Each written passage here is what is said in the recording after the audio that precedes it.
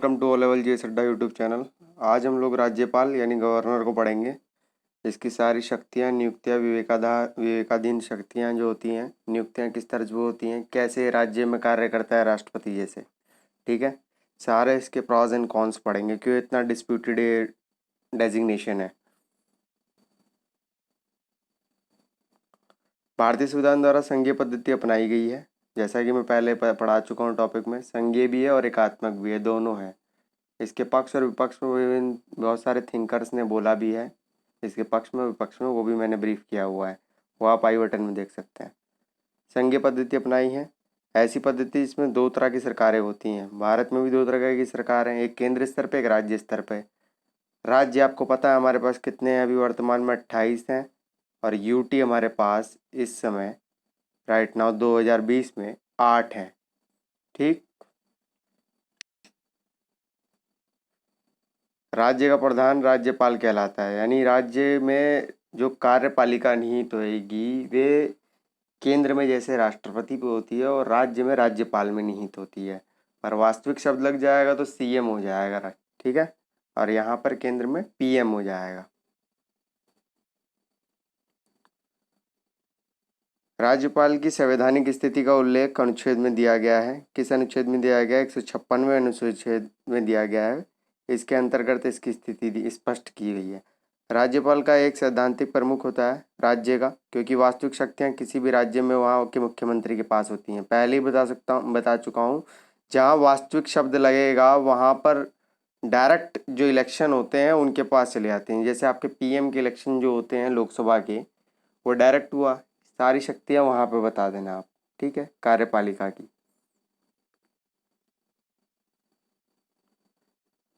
संविधान के 7वें संशोधन के अनुसार 1956 में यह व्यवस्था की गई थी कि एक ही व्यक्ति दो या दो से अधिक राज्यों का राज्यपाल हो सकता है।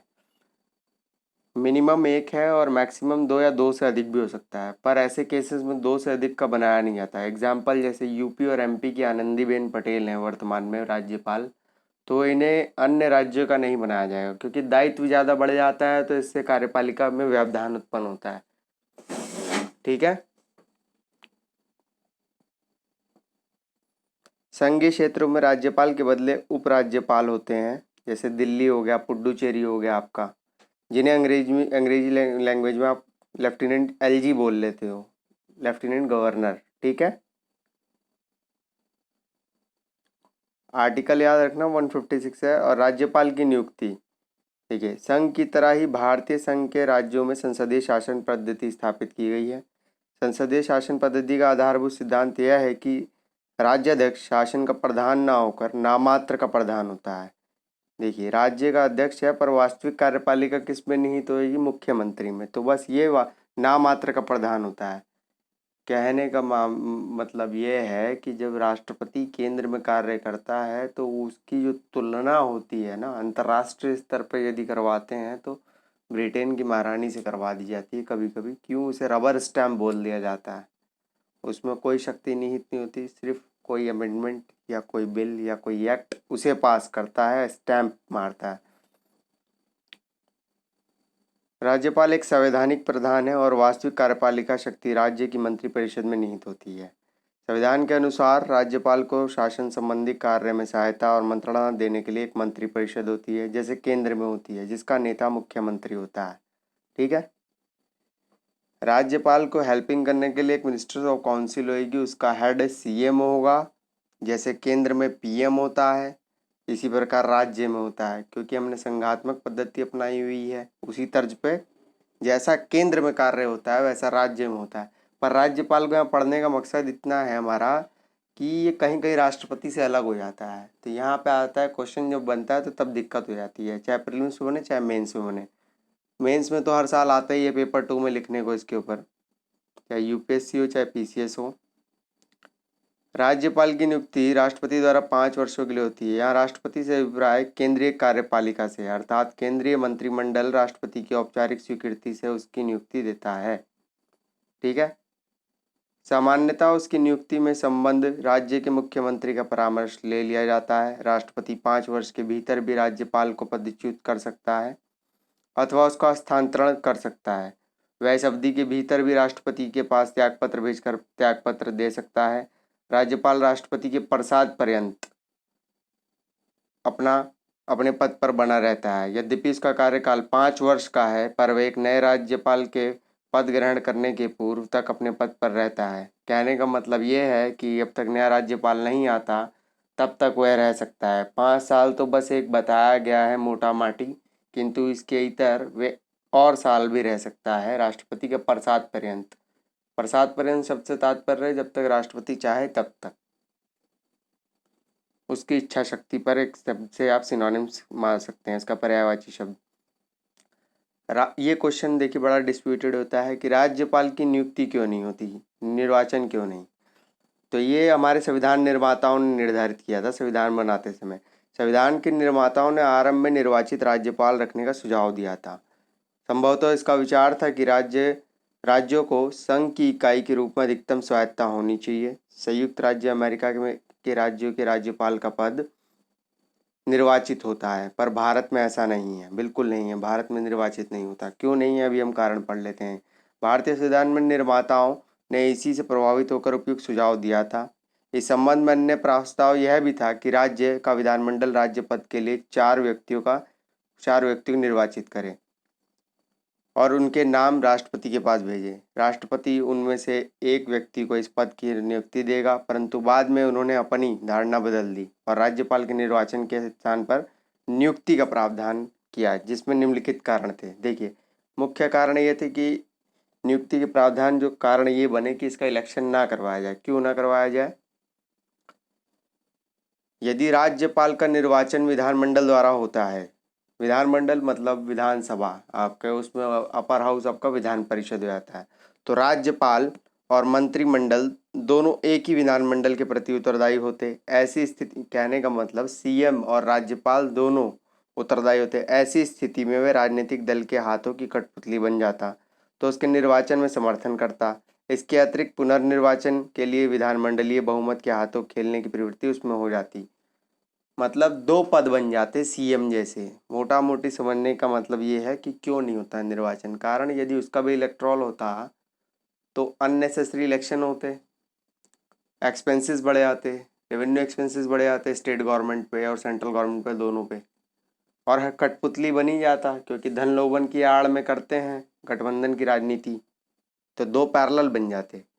दूसरा, यदि निर्वाचन द्वारा यदि वह जनता द्वारा निर्वाचित होता तो राज्यपाल और मंत्रिपरिषद के मध्य प्रतिद्वंद्विता उत्पन्न हो जाती और इसकी आकांक्षा बनी रहती, क्योंकि दोनों जनता के प्रतिनिधि होते। इस प्रकार शासन तंत्र का संचालन कठिन हो जाता। स्वाभाविक सी बात है, 2 पद हो जाते और काम एक ही होता और दोनों की शक्तियां एक जैसी हो जाती, तो कार्य में द्वंद्व उत्पन्न हो जाता। संविधान निर्माता यह चाहते थे कि यह पद एक ऐसा पद है जो राज्य की राजनीति में स्थायित्व रहने पर एक सांविधिक अध्यक्ष के रूप में कार्य करे और उस स्थिति के अभाव में यह केंद्रीय कार्यपालिका का अभिकर्ता बना रहे। मतलब संविधान निर्माता एक तरह से ये चाह रहे थे कि राज्य की जो राजनीति में जो स्टेबिलिटी बनी रहे और एक संवैधानिक अध्यक्ष के रूप में कार्य करता रहे।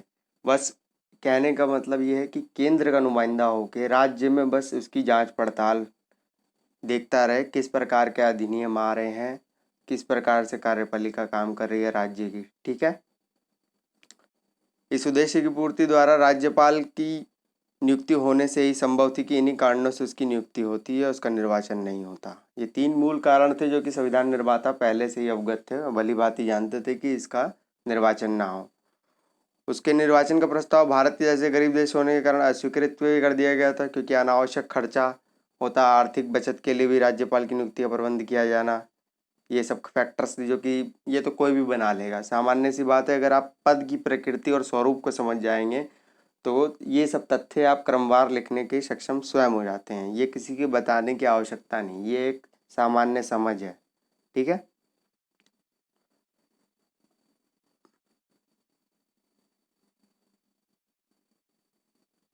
अनुच्छेद 158, संविधान के अनुच्छेद 158 के तहत राज्यपाल नियुक्ति हेतु कुछ शर्तों का उल्लेख किया गया है कि क्या इसकी एलिजिबिलिटी होती है। बेसिकली ये पढ़ लेते हैं हम। राज्यपाल संसद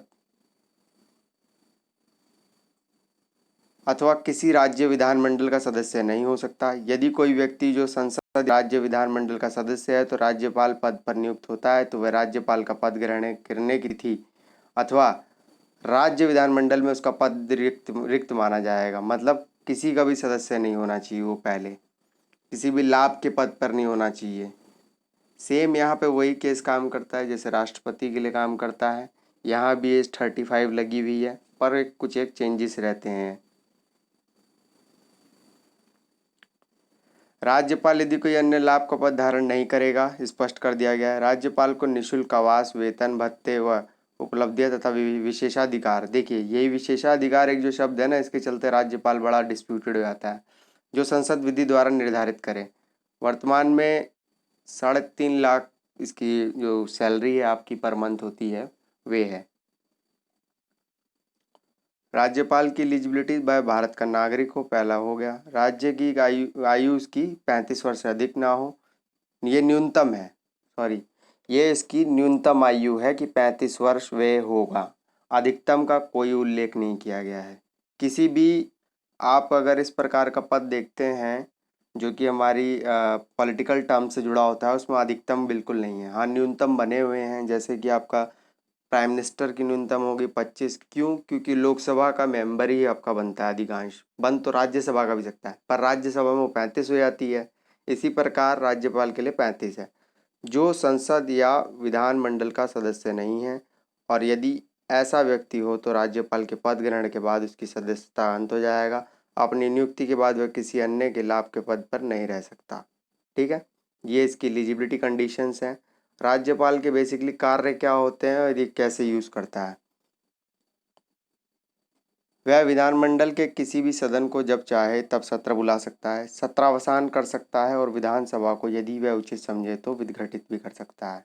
ये शब्द देखना आप, यहाँ से क्वेश्चन बनता है। सत्रावसान, विघटित।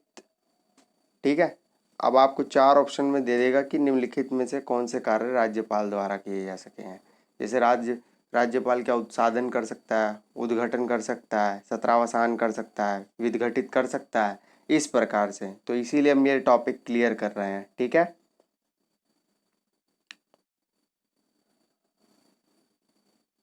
वह विधान परिषद में 1/6 सदस्यों को मनोनीत करता है, दोनों सदनों को संबोधित करता है। 1/6 सदस्यों का आपका पता होना चाहिए कौन से फील्ड जाते हैं, साहित्य, समाज, कला, विज्ञान और आपका सहकारिता। ठीक है, यहाँ पे जब 1/6 मनोनीत करता है वो विधान परिषद यानी अपर हाउस होता है स्टेट का। विधानमंडल के प्रत्येक सदस्य को राज्यपाल या उसके द्वारा नियुक्त किसी व्यक्ति के समक्ष शपथ लेनी पड़ती है, ओथ, जो कि आपकी शेड्यूल 4 में भी लिखी गई है। शेड्यूल, माफ़ी चाहूँगा, शेड्यूल क्लियर नहीं है किंतु मैं आगे क्लियर करूँगा इसे। ठीक है, विधानमंडल के जो प्रत्येक सदस्य होगा राज्यपाल उसको ओथ लेनी पड़ेगी, किसके समक्ष? राज्यपाल या राज्यपाल द्वारा नियुक्त किसी ऐसे व्यक्ति जो कि उसकी शपथ दिलवाए। वह प्रत्येक वित्तीय वर्ष के आरंभ में उस वर्ष का वार्षिक वित्तीय विवरण विधानसभा के सम्मुख प्रस्तुत करता है। जैसे से केंद्र का होता है, अनुच्छेद 112 में लिखा है आपका बजट, पर बजट नहीं लिखा गया है, वहाँ पर वार्षिक वित्तीय विवरण लिखा गया है, तो अनुच्छेद 112 में उल्लेख किया गया बजट का। इसी प्रकार राज्य का भी अपना बजट होता है, तो वे उसके सम्मुख रखवाएगा, सदन के सम्मुख। विधानसभा में उसकी अनुमति के बिना किसी अनुदान की मांग नहीं की जा सकती। जब कोई विधेयक पारित होता है तब वह उसकी स्वीकृति के लिए भेजा जाता है। राज्यपाल उस पर अपनी स्वीकृति दे सकता है, उसे अस्वीकृत भी कर सकता है या राष्ट्रपति के विचारार्थ भी रख सकता है। यदि उसे संदेह हो कि ये केंद्र के लिए है, केंद्र विषय पे कुछ होता है डिस्प्यूट, तो वे राष्ट्रपति के विचारार्थ रख सकता है। ऐसी घटनाएं अक्सर देखी जाती हैं जहां पर केंद्र में सरकार अगर किसी और की हो, राज्य में अलग हो, तो ऐसा हो जाता है। वह धन विधेयक को छोड़कर अन्य विधेयक को पुनः विचार के लिए विधानमंडल के पास भी भेज सकता है, लेकिन यदि वह विधेयक पुनः संशोधन सहित या बिना किसी संशोधन के विधानमंडल द्वारा पारित किया जाता है, उसे अपनी सहमति देनी पड़ती है। यहाँ पे तो डिस्प्यूट होता नहीं, एक बार उसके पास बिल गया और दोबारा उसने मना कर दिया, फिर क्यों दोबारा उनके पास गया और बिना संशोधन के हो या संशोधन के एक्सेप्ट करना ही पड़ेगा। यदि एक मोटा माटी दृष्टिकोण से देखें तो राष्ट्रपति इसकी स्थिति राष्ट्रपति ऐसी है, अर्थात राज्यपाल राज्य का संवैधानिक अध्यक्ष जरूर है, पर वास्तव में मंत्रिमंडल और मुख्यमंत्री ही राज्य के वास्तविक शासक होते हैं। The minister decide and the governor orders, ये आपने देखा भी होगा, सुना भी होगा अक्सर न्यूज़ चैनल्स पे। सामान्यतः वह मंत्रिमंडल के परामर्श की अवहेलना नहीं कर सकता, क्योंकि मंत्रिमंडल विधानसभा के प्रति उत्तरदायी होता है और वह त्यागपत्र देकर राजनीतिक संकट उत्पन्न कर सकता है। ठीक है, मंत्रिमंडल के परामर्श जो उसकी रिकमेंडेशंस होती है उसको डिनाई नहीं कर सकता है। ठीक, राज्यपाल की पदावधि के संबंध में अनुच्छेद 156 में उल्लेख किया गया है। राज्यपाल राष्ट्रपति के प्रसाद पर्यंत पद धारण करता है। राज्यपाल राष्ट्रपति को संबोधित कर अपना त्याग पत्र दे सकता है, जैसा कि मैं पहले ही बता चुका हूँ। राज्यपाल अपने पद ग्रहण की अवधि से 5 वर्षों तक पद धारण करता रहेगा, जब तक उसका उत्तराधिकारी पद धारण न कर ले। सामान्यतः प्रत्येक राज्य का एक राज्यपाल होता है, किंतु एक या एक से अधिक 2 राज्यों का भी हो सकता है, पर 2 से अधिक का बनाया नहीं जाता है, क्योंकि इतना ज़्यादा दायित्व प्रशासनिक और कार्यपालिका का दायित्व होता है, उसे निभाना पड़ता है। ठीक है, राज्यपाल पद ग्रहण करने से पूर्व संबंधित राज्य के उच्च न्यायालय मुख्य न्यायाधीश, देखिए मुख्य न्यायाधीश अथवा वरिष्ठतम न्यायाधीश के समक्ष अपने पद की शपथ लेता है। यानी जो राज्य का हाई कोर्ट होगा, जो स्टेट हाई कोर्ट्स होते हैं, उसके जो चीफ जस्टिस होगा उसके समक्ष शपथ लेता है अपनी। ये राष्ट्रपति से कैसे अलग है, यही है बस सबसे इम्पॉर्टेंट फैक्टर, इसको जानना है कि राष्ट्रपति से कैसे अलग है। संविधान पर कुछ मामलों में राज्यपाल को विवेक के आधार पर कार्य करने की शक्ति देता है, जबकि राष्ट्रपति को ऐसी शक्ति बिल्कुल भी नहीं है। ठीक है, 42वें संविधान संशोधन द्वारा राष्ट्रपति पर मंत्रिपरिषद की सलाह बाध्यकारी बना दी गई है, जबकि राज्यपाल के संबंध में ऐसा कोई प्रावधान नहीं है। यानी 42 अमेंडमेंट जो आपका 1976 में हुआ था, वहाँ पर राष्ट्रपति के लिए तो मैंडेटरी है, ये अगर आप मंत्रिपरिषद की जो सलाह आएंगी उसको मानना तो पड़ेगा ही आपको, पर राज्यपाल के संबंध में ऐसा कोई प्रावधान नहीं है। शक्तियाँ, राष्ट्रपति की भांति राज्यपाल को भी कुछ कार्यकारी, विधायी और न्यायिक शक्तियाँ मिली हुई हैं। उनके पास कुछ विवेकाधीन अथवा अल्प आपातकालीन शक्तियाँ भी होती है, किंतु राष्ट्रपति की भांति राज्यपाल के पास कोई कूटनीतिक अथवा सैन्य शक्तियाँ नहीं होती। इनके पास सैनिक के जो मामले आते हैं वे डील नहीं कर पाता, क्योंकि स्टेट के लिए कार्य कर रहा है ये। ठीक है, राज्यपाल की विवेकाधीन शक्तियाँ जो कि सबसे ज़्यादा डिस्प्यूटेड बनती हैं, चाहे महाराष्ट्र का इश्यू हो, चाहे आपका राजस्थान हो, चाहे आपका एमपी हो, चाहे कहीं भी हो। राज्यपाल राष्ट्रपति को इस बात की सूचना अपने विवेक से दे सकता है कि राज्यपाल में संवैधानिक तंत्र विफल हो गया है, राज्य में संवैधानिक तंत्र विफल हो गया है, जिसका आप 356 आर्टिकल के तहत पढ़ते हैं, आपातकालीन बंद। विधानसभा द्वारा पारित विधेयक को राज्यपाल अपने विवेक से रोक सकता है। सबसे बड़ी बात, विधानसभा ने जो बिल पारित कर दिया है, विधेयक को, कोई भी वित्त विधेयक को छोड़ के, अपने विवेक से रोक सकता है। यदि विधानसभा में किसी भी दल को स्पष्ट बहुमत नहीं है तो राज्यपाल अपने विवेक से किसी को भी मुख्यमंत्री नियुक्त कर सकता है। यही है इसका सबसे बड़ा, और यही एक फैक्टर आता है आपका राजभवन वर्सेस विधान भवन। ये निबंध में लिखने की एक शैली है, इसकी भाषा अलग है, उस पर अलग हम चर्चा करेंगे। सबसे बड़ा डिस्प्यूटेड है, यदि बहुमत में कोई दल नहीं है तो उसको वहाँ विवेकाधिकार प्राप्त है कि किसी भी दल को वह मुख्यमंत्री के लिए निमंत्रित कर सकता है। ठीक है,